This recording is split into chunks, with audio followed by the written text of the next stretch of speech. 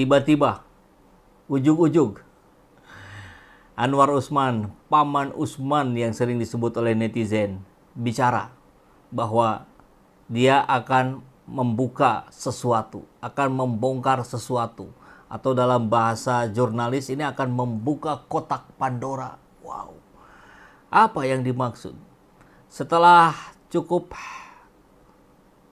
tak ada kabar dalam waktu berbulan-bulan, Anwar Usman yang selalu diseret-seret dalam keterpilihan Gibran Rakabuming Raka, hari ini bicara. Jadi tentu ini menarik untuk kita simak di Ermol TV. Anwar Usman isyaratkan bakal buka kotak Pandora terkait Gibran. Tunggu waktu yang tepat. Babak baru lagi ini. Mantan Ketua MK Anwar Usman mengisyaratkan akan membuka kotak Pandora putusan kontroversial MK yang memuluskan langkah Gibran maju sebagai capres di Pilpres 2024. Jadi tentu bayangan berbagai pihak sekarang melihat bahwa Anwar Usman akan buka suara. Apa sih sebenarnya, kenapa sih sampai muncul itu gitu? Siapa sih sebenarnya yang mengendalikan MK? Kan kurang lebih begitu ya. Hal tersebut tersirat dari pernyataan Anwar saat dimintai tanggapannya soal hiruk pikuk usulan pemakzulan Gibran dari jabatan Wapres yang disuarakan oleh Forum Purnawirawan TNI. Anwar tidak mau bicara dulu, dia mau menunggu waktu yang tepat, ya, mau cooling down dulu. Tentu kita bisa simak ini menjadi bagian dari strategi yang dia gunakan. Apakah agar terlepas dari hiruk pikuk ini, ataukah dia menjadi salah satu amunisi yang akan dimunculkan di waktu yang tepat? Nah, silakan sahabat berkomentar ya. Melihat rusaknya marwah dari Mahkamah Konstitusi menandakan bahwa Indonesia sedang mengalami darurat hukum. Hal tersebut akibat dari perilaku Ketua Mahkamah Konstitusi, yaitu Profesor Dr. Haji Anwar Usman, SHMH, yang tidak netral, tidak profesional, dan tidak berintegritas. Dengan ini, kami, pimpinan mahasiswa pengawal konstitusi, menyampaikan tritura 3 tuntutan rakyat, yaitu 1. Mendesak Majelis Kehormatan Mahkamah Konstitusi untuk memeriksa dan memberikan sanksi kepada Ketua Mahkamah Konstitusi Anwar Usman karena sudah terang benderang melanggar kode etik Hakim Mahkamah Konstitusi.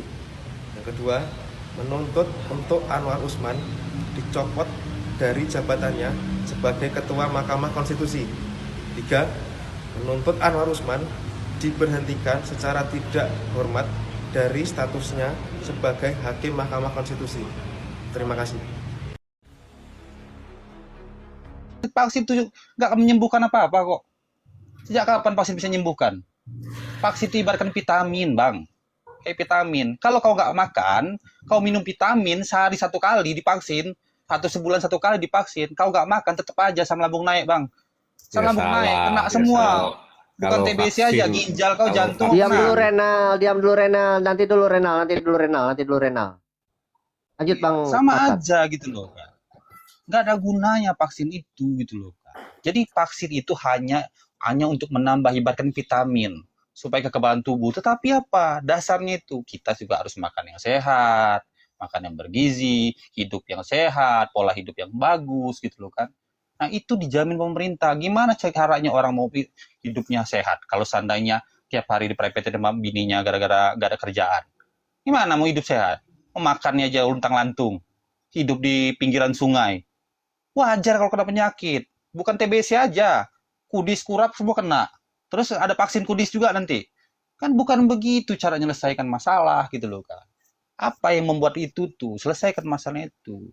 Atas kemiskinan itu, buat pola hidup yang sehat untuk masyarakat, buat ketenangan, kepastian hukum. Nah, itu yang harusnya yang lebih kedepankan. Bukan hanya untuk vaksin aja itu kan. Coba perhatikan, vaksin ini siapa orang di balik layarnya? Dari mulai COVID-19, habis itu mau ada lagi vaksin jenis baru.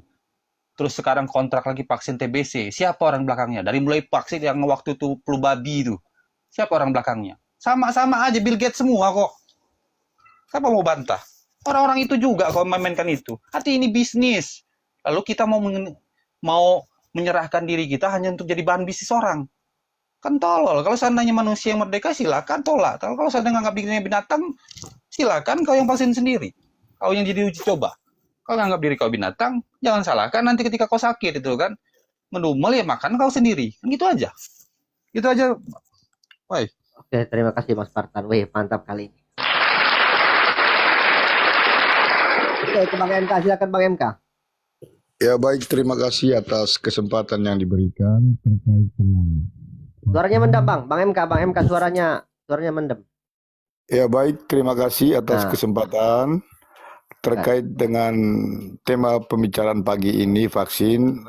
Mungkin sebelum saya masuk, saya ingin menyatakan bahwa benar yang disampaikan saudara di samping saya, bahwa tidak ada urgensi apapun negara bisa mengambil satu langkah atau cara yang membodohi kehidupan kita berbangsa, pada akhirnya berimbas pada kehidupan rakyat kecil. Saat ini dalam sektor kesehatan memang Indonesia sedang biasa-biasa saja. Mengapa pemerintah menerima tawaran vaksin ini? Apalagi drama yang harus disuguhkan di belakang layar sampai di depan layar. Jadi justru pemerintah harus berpikir hari ini ratusan anak bangsa yang menangis terseduh-seduh, tidak sarapan di pagi hari, tidak makan di malam hari.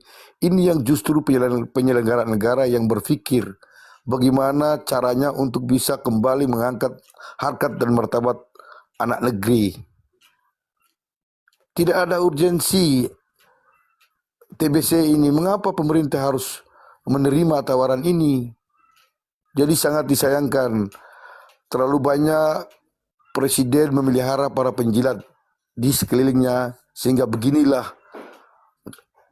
imbas daripada kehidupan berbangsa. Kita sudah disuguhkan 10 tahun dengan cara yang tidak sehat, karena presiden di periode lama juga sering memeliharai para penjilat, sehingga terlalu banyak di-break oleh mereka yang tidak memiliki kehidupan berbangsa yang baik, mereka yang tidak dilatar belakang dengan sumber daya manusia yang baik, sehingga banyak sekali kebijakan-kebijakan yang pro terhadap kelompok-kelompok oligarki, kelompok-kelompok tertentu.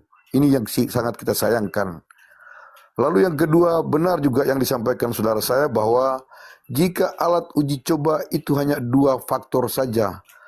Uji coba itu bisa dilakukan terhadap barang benda mati, yaitu alat, bisa motor, bisa mobil.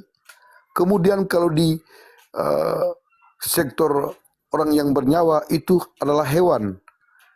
Jadi jangan sampai manusia dijadikan alat uji coba. Itu konyol, dungu cara berpikirnya. Karena manusia itu memiliki satu nilai yang melekat pada tubuh manusia yang tidak bisa dikangkangi oleh siapapun di dunia ini. Dia hak hidup atas diciptanya oleh Tuhan dan mati karena Tuhan. Itu aja. Tidak bisa diambil untuk menjadi contoh atau uji coba. Uji coba itu benda mati. Jadi mohon kepada teman-teman jangan sampai nyawa seseorang atau insan manusia diambil menjadi uji coba. Itu konyol cara berpikirnya. Untuk sementara di situ, host. Nanti saya akan tambah lagi. Terima kasih atas kesempatan. Oke, terima kasih Bang MK, terima kasih. Oke, kita ke Bang Rawing. Sudah selesai belum Bang Rawing makannya? Oh, masih makan Bang Rawing ya. Oke, kita ke Bang Renal. Silakan Bang Renal. Dia buka mic-nya. Selamat siang. Bang Renal. Oh ya. Silakan Bang. Iya sih, emang kalau ngelihat pemerintah kayak gitu ya wajar kalian pada Waalaikumsalam warahmatullahi marah-marah, wabarakatuh. seolah-olah nggak pro rakyat gitu kan. Tapi kalau misalkan dilihat dari positifnya, pemerintah pengennya rakyat sehat-sehat itu. Salah satu upayanya ya vaksin itu gitu. Upaya. Mudah-mudahan tidak memaksa gitu kan. Kayak Oh, COVID tujuannya waktu memang itu bagus ya Bang Renal ya. Tujuan pemerintah itu memang bagus ya. niatnya bagus. Mungkin perjalanannya belum tentu bagus. Ya kayak COVID waktu itu. COVID itu pemerintah mau menyembunyikan istilahnya COVID. Tapi Anies waktu itu langsung mencuatkan bahwa ada COVID. Ya. Akhirnya dibuka semua. Kalau dibuka semua, otomatis kan pengen menanggulangi. Lah itu dengan cara apa? Lah itu. Lah perjalanannya itulah. Masih ingat kan COVID waktu itu di DKI Jakarta pertama kali diungkap kan Anies ngungkap itu. Jadinya waktu itu pemerintah pusat kayak nggak mau ketinggalan gitu. Ada di Depok lah kayak diungkap. Nah itulah jadi gagap semuanya. Semua nggak ada pengalaman tentang COVID kan gitu. Gitu. Waktu awal-awalnya pemerintah pusat mau menyembunyikan, mau disuruh dengan cara berobat tradisional kayak gitu-gitu kan. Pemerintah pusat itu. Nah kalau udah gagap gitu kan semuanya nggak ada pengalaman untuk penanganan COVID. Nah mereka semua pengennya cepat ditangani. Kalau nggak cepat pasti disalahkan. Ketika cepat gagap disalahkan juga. Kan gitu. Niat baik, pasti pemerintah punya niat baik. Lah, dalam perjalanannya itulah yang kita perlu kritisi. Kan gitu. Nah, saya setuju, kritis-kritis itu ya setuju aja. Biar pemerintah tuh berhati-hati gitu. Baik, baguslah. Kalau emang banyak yang kritis. Tapi mudah-mudahan jangan cara mencemarkan nama baik, menuduh, itu jangan. Kritis bagus, membangun. Harus ada yang kritis, gitu. Kalau enggak ya namanya penyelenggara ya, bukan satu orang, dua orang. Pelaksananya di lapangan malah bisa memanfaatkan.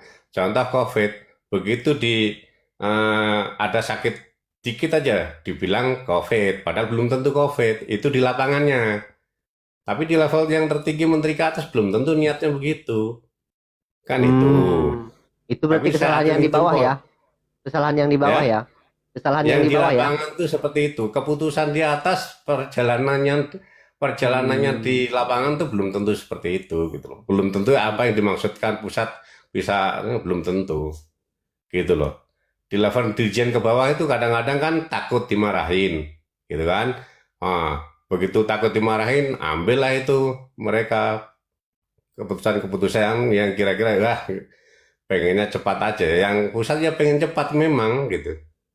Tapi kan dengan menakut-nakuti masyarakat, ambulan ke sana kemari itu ya saya dengar sendiri, jalan sendiri, ngelihat sendiri, sehingga masyarakat juga takut. Begitu sakit sedikit juga dia juga maunya juga cepat ditangani, gitu kan? Semuanya gagap, gitu loh. Tapi bagus, pada kritis itu bagus pada dasarnya. Tapi jangan sampai kejadian-kejadian memfitnah, kejadian-kejadian istilahnya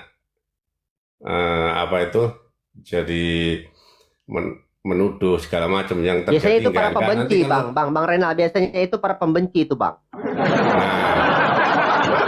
Ya Lanjut. wajar kehidupan di masyarakat, namanya negara besar ya. Ada yang benci, ada yang membabi buta mendukung, membabi buta membenci, itu ya wajar-wajar aja. Tapi harus pada proporsinya, gitu aja.